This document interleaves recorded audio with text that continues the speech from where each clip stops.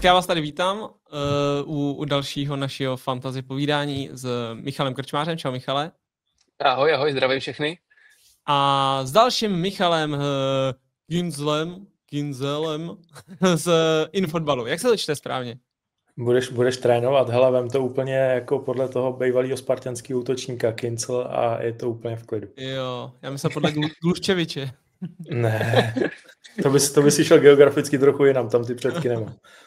OK, tak jo, Michale, my jsme se bavili, ty jsi v Turecku, tak co děláš v Turecku vlastně? No zrovna ten týden nám trenéři naplánovali jediný volný týden v přípravě od května, takže už jsme ho dlouhodobě měli naplánovaný, že s rodinou vyrazíme do Turecka ještě načerpat síly, protože až se vrátím, tak víceméně do 10 dnů odjíždíme na sníh a už se blíží sezóna, takže posledních pár volných dní tak je trávíme v Turecku s rodinou. Jo, super. Takže jste jako někde u moře prostě, pohodová dovolená. Jo, vzali jsme tím, že i manželka potřebuje trošku odpočinout, tak jsme vzali normálně resort, all inclusive, s dětma, nějaký tobogány. Ještě před 10 minutama jsem s mladým jezdil na tobogánu, takže vlasy dosychají, ale jsem tady. Takže taková ta válecí dovolená. Jo, s dětma. No, a ty asi víš, o čem mluvím, že jo? O čem mluvíš. OK, tak jo. Takže trošku se povíme zase o fantazii, pak si zkontrolujeme naše sestavy na víkend, ale využijeme toho, že tady máme Michala a ten je fantasy fanoušek. Tak Michale, poděl se s náma, jaká je celkově vlastně tvoje taktika při skládání fantasy týmu? Vím, že hraješ vlastně i ligu, i Premier League, že hraješ, tak jaký máš fígle? Já si nemyslím, že mám úplně fígle, já se snažím dávat na nějaký svůj pocit a víceméně je to jednoduchý. Vždycky první koukám na to, koho můžu dát ze Sparty. To prostě tam jako, to je první volba a potom se kouknu na rozlosování kola a snažím se odhadnout nějaký vývoj těch zápasů, ale nevím, jestli jsem v tom úplně úspěšný, protože si vždycky myslím, že tady by to mohlo být jasný, že podle vývoje ligy a pak to je úplně naopak, takže tím, že ta naše liga je celkem vyrovnaná, si myslím, tak je to docela složitý. Michale, my jsme se minule bavili, že jak se ti dařilo od minule, což jsou asi 2-3 kola, tuším, protože jsme se bavili, že ty jsi byl docela nahoře. Já byl asi 9 000, ale docela se mi dařilo a poskočil jsem zhruba na 4 000. Tak jak jsi na tom ty? OK, já byl něco kolem 8800 a po včerejšku to bude trošku horší, protože jsem si neuměl zkontrolovat ani sestavy, ale teď je to aktuálně něco kolem 2100 a do zimní přestávky potřebuji být v první tisícovce. A to přes to prostě nejede vlak, jinak nebudu úplně spokojený. Tak já jsem slavil, že jsem 4200 a ty vybavne, že jsi 2000, no tak nic. Tak nic. Ale já jsem minule dával najevu tu nespokojenost, že to prostě není dobrý a že ta pozice 8000 něco je tristní, takže něco se s tím muselo udělat, muselo se zabrat trošku, no. OK. Michale, když si říkal, že dáváš Spartany, jak moc vlastně se v tom dělání té sestavy projeví to tvoje velké fanouškovství? Protože když trošku dáš kameru dolů, tak uvidíme, že máš na srdci Jsem ready. Ano. Tak jak moc se do toho propisuje? Docela dost, si myslím. Ačkoliv jsem soutěživý, tak se samozřejmě snažím vždycky tu sestavu poskládat. Ještě teda musím říct, že já úplně na to celkový pořadí nejedu. Já spíš, když mě nějak vyjde ten víkend, že si to stihnu v klidu nachystat, takže nějaký kola stihnu, nějaký ne. Ale třeba teď konkrétně před derby normálně když bych nefandil, tak bych asi Sparta Slavie vynechal úplně ten zápas, ale tím, že jsem Spartan, tak minimálně 1 až 2 hráče tam budu chtít mít, takže asi takhle. To si myslím, že je dobrý příklad na tom, jak moc se to projevuje. No počkej, a jako je možný, aby v tvý fantasy sestavě měl místo slávista? Ne, vůbec, to jako... No prostě ne. Ani jako sympatiák, jako třeba Tomáš Holeš nebo někdo takovej? Já myslím, že řekneš Tomáš Forý, sympatiák. No, tak to bych si samozřejmě nedovolil, jako. Ne, hele, v tomhle tom možná už tady jsem předurčený k neúspěchu dlouhodobýho, protože opravdu za celou dobu, poslední 2-3 roky vlastně, co tu fantazii jako takhle hraju, tak ten slávista si u mě nikdy nezahrál. No nevím, jestli je to úplně mrzí, ale... Asi jim je to jedno, to je fakt. Asi, já si taky myslím. OK. Tak Michale nahoře, Michale Kincle, že to říkám správně. Jaký jsou typy, protože ty vždycky chystáš ty články pro infotbal vlastně s různýma typama, tak jaký jsou tvoje typy na nadcházející kolo? Nějaký, který by určitě posluchači měli znát? Hele, ještě jsme neodhalili úplně karty, ale uděláme to v nejbližších hodinách. Každopádně to nebudou asi úplně zázrační typy, ale ty sestavy taky trochu napoví. Já bych se teda upřímně derby vyhnul. Na druhou stranu pro Michala jedna výhoda, já myslím, že v top 20 bodování na šance fantasy jsou snad 3 slávisti jenom. Takže když je mineš, tak vlastně se toho úplně tolik neděje. Za mě, co je jako rozhodně zajímavý a myslím si, že na to bude sázet spousta lidí, je Liberec. Doma s Bohemkou v hodně dobré formě, jsou tam za mě zajímaví hráči za dobrý peníze, Folpy jezdí občas skautovat, takže myslím si, že máš nějaký podíl na Mahmičovi, protože od té doby, co si ho vychválil na XQ a pak ho máš v každý sestavě, tak boduje a já závistivě koukám. Jo, já jsem psal Ondrovi Kaniovi, nemáš zač, až ho budeš prodávat. Jo, myslím si, že tohle se povedlo, takže příště by to chtělo do nějaký interní skupiny, aby jsme aspoň ty body udělali, ty peníze rádi necháme případně tobě nebo procenta. A potom samozřejmě po Liberci to je už jako dost těžký. Myslím si, že Boleslav se Slováckem favorit, ale tam já třeba osobně úplně přesvědčený nejsem, že bych na to chtěl vsadit. Hodně věřím Karviní v Pardubicích, po včerejšku ještě víc, protože jsem od Pardubic čekal trošku něco jiného. Na druhou stranu je docela dost vidět, že v každém kole se dá uspět díky tomu, když, a ty to zase znáš, trefíš obránce, který dokáže dát góla. A tím, že tam je spousta duelů, který budou za mě dost vyrovnaný a ne úplně fotbalový, jako třeba Dukla Teplice, tím se omlouvám oběma celkům, ale moc od toho nečekám, tak třeba zrovna ty standardky tam můžou rozhodovat celkem dost. No. Takže já bych v tomhle kole, který může být hodně rozdílový, sázel spíš na defenzivní než drahý ofenzivní hráče. Zajímavý nápad. A tak ať si trošku podkryjeme karty, tak jestli nám sem kluci hodějí sestavu Michala Krčmáře, teda, aby jsme se na ní mrkli. A Michale, obhaj si ji trošku. Obhájit? Tak já jsem tohleto kolo udělal přesně tak, že jsem koukal na ty zápasy, které mně přišly, že by ty týmy mohly být jako silnější, což tady je vidět ze Zlín. Tam si myslím, že Zlín by měl doma jako uspět, nebo mu věřím. Potom já věřím teda i Boleslavi.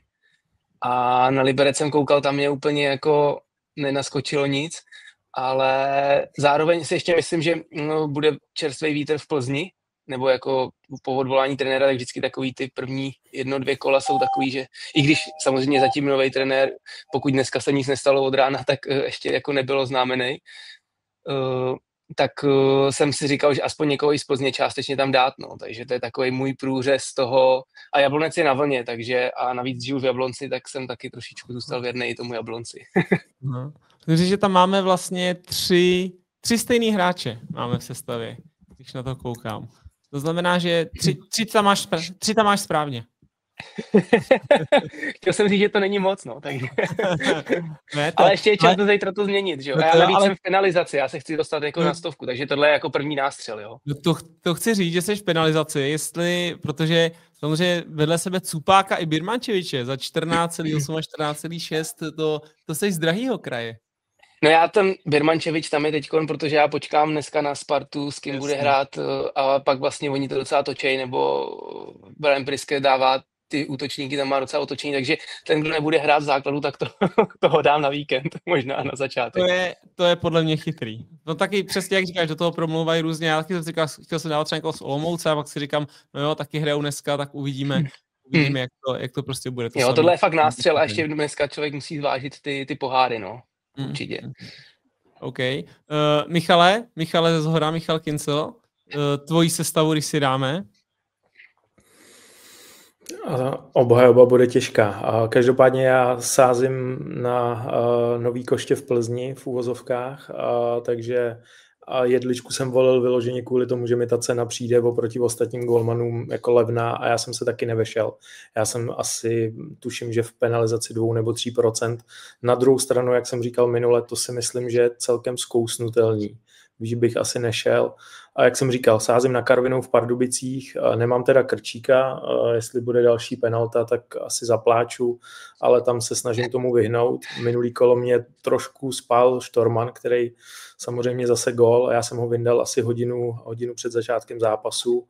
No a jak jsem potom říkal, Liberec, jeden zástupce Boleslavy, a já teda jdu proti Folpimu, protože jsem vybral jinýho obránce, než máš ty v rámci Zlína, a přemýšlel jsem nad Bartošákem a Fukalou. Vyšel na mě Fukala, který stabilně ty body celkem má. Taky občas kopne nějakou standardku, byť ne ty úplně nebezpečný, ze kterých by mohl být gól. Ale Fukala za 8,5 jaký dobrý typ, taky ho občas jako tam na něm přemýšlím minimálně. Já jsem o něm taky přemýšlel. No. A výjimečně jsem teda, já pak nehrál Bartošáka, protože teďka v Plzni nehrál a vyhráli, tak si předpokládám, že vítězná sestava se moc měnit nebude, ale doporučení pro lidi, jako Rok Štormán, který v podstatě hraje středního záložníka nebo až 10, nebo středního záložníka, dejme tomu 8, tak označovaný na fantazii jako obránce. Doufám, že nám to kluci ještě dlouho nezmění, protože samozřejmě on se 4 gólama v lize, myslím, tak to je dobře bodovaný. To samý Něnk, který má nevím proč najednou označení jako záložník, což znamená taky chytrý tah, dát si ho tam, protože pokud dá gól, tak samozřejmě jako za záložníka za něj máš víc bodů. No. Šel si, vidím, že jsi šel do Karviní, a když tam hodíme moji sestavu, tak to skoro vypadá, že jsme jí v obšlech, protože já sázím na obránce, který můžou dát góla, což znamená v podstatě kromě Isifeho, tak jsou to kluci, který Kalaviška hraje na křídle normálně, a je to Černín, který kope penalty a má 2 metry na standardky, Krčík, který kope penalty, Štorman, který je záložník, Mahmič nesmí chybět, protože toho jednou prodáme s Ondrou Kaniou. Mám tam Něnga jako útočníka, i když je psaný jako záložník. Vyšinskýho máme stejnýho s Michalem, že si myslím, že Marek Bakoš na lavice mu dá šanci. A vepředu mám Singata, protože mám rád. A pak mi nezbyly prachy. Mám 99,9, klasická moje cena, baťovská. A nezbyly mi prachy na útočníka, tak jsem tam dal Kanua ze Zlína. I když myslím, že nastoupí asi od začátku Poznar, protože doma většinou nastupuje Poznar, ale Kanu, když do toho vstoupí, tak dokáže taky bodovat. Takže tohle moje sestava vlastně se moc neliší od té tvojí, Michale Kincle. No, tak ono zase záleží potom na sestavách. To je můj tip zase všem. Pokud na to máte jenom trochu prostor, tak sledujte ty předzápasové sestavy, protože samozřejmě se s tím týmem dá ještě hýbat. A na druhou stranu pro tebe, jak Poznar, tuším, že je snad jenom o 1 milion dražší než Kanu, ale na druhou stranu oni se dost často točí, takže... Pro mě je ten milion hodně, když mám 99,9, chápeš? No, já z principu nechci přesáhnout.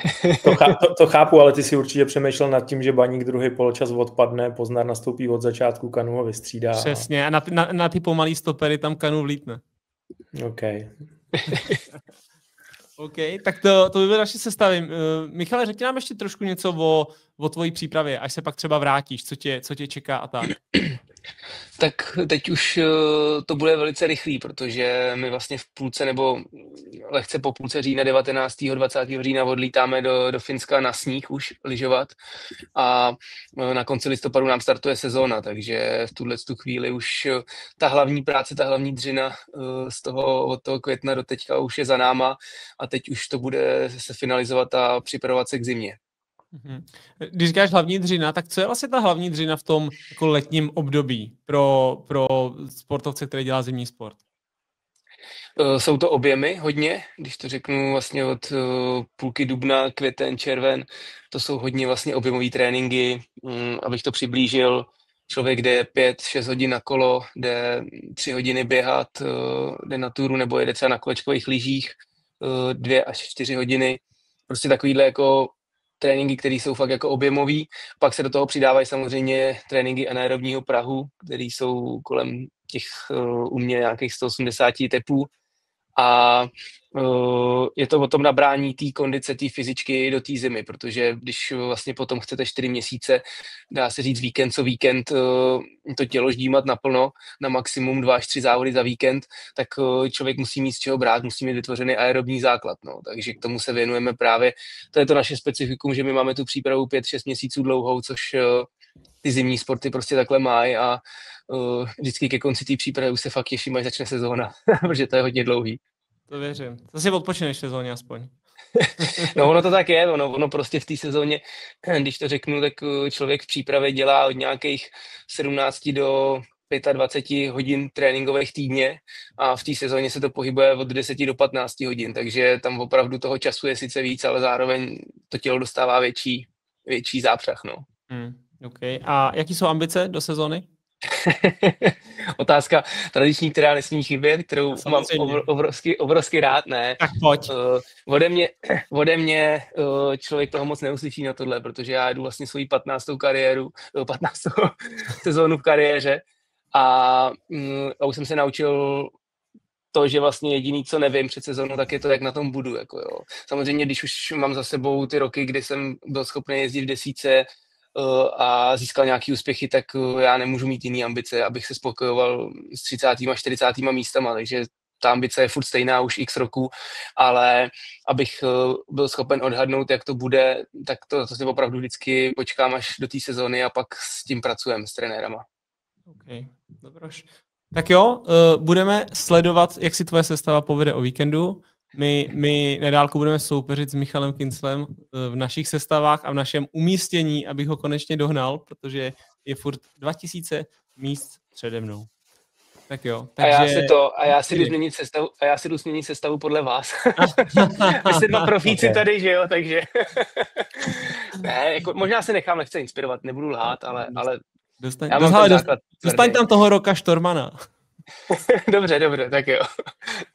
OK, tak jo. Tak Michalové, díky, že jsme tady strávili krásných 17 minut o fantazii a zase někdy se na vás budu těšit. Taky díky za pozvání, mějte se. Jo, ať se jde. Mějte se. Tak jo, ahoj.